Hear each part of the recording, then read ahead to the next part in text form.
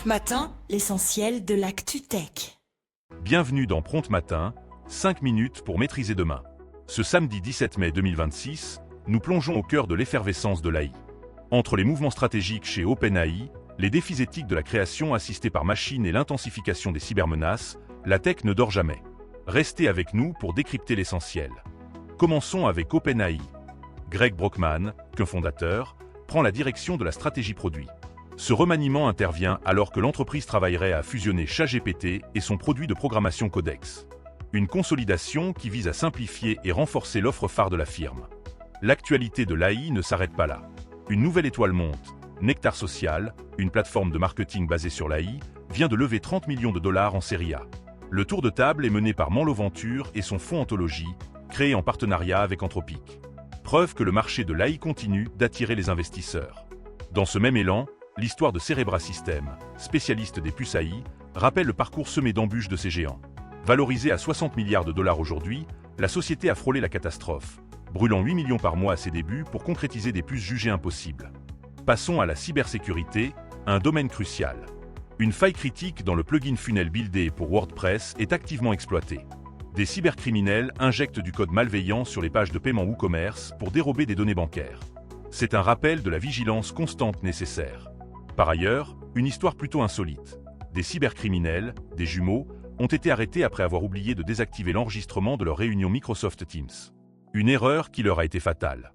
La question de la place de l'AI dans la création et la recherche s'intensifie.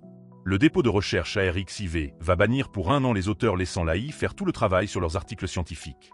Une mesure forte pour lutter contre l'usage irréfléchi des grands modèles de langage. Et la France s'aligne. Au Festival de Cannes, la ministre de la Culture, Catherine Pégard, annonçait que les aides du CNC, le Centre national du cinéma, seront désormais réservées aux œuvres créées par des humains. Un signal clair pour protéger la création artistique face aux machines.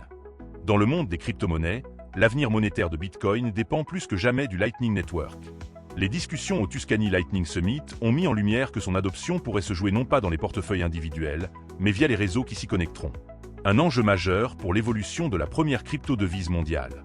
Pour une note plus légère, avez-vous déjà pensé à votre posture au bureau? Un gadget hors ligne, le DeepCare, propose d'améliorer nos habitudes. Prisé pour son efficacité, même si son coût est de 350 $, il prouve que la tech peut aussi servir notre bien-être physique, sans connexion Internet. Mais derrière ces innovations et ces défis, une question majeure se pose sur la ruée vers l'AI. Derrière les chiffres records et les levées de fonds spectaculaires, la ruée vers l'or de l'AI génère une certaine amertume au sein même de l'industrie tech. C'est le constat d'une analyse récente. On observe une fracture grandissante entre les nantis de l'AI, ceux qui surfent sur la vague, et les démunis, des entreprises et des travailleurs qui peinent à s'adapter ou sont laissés pour compte.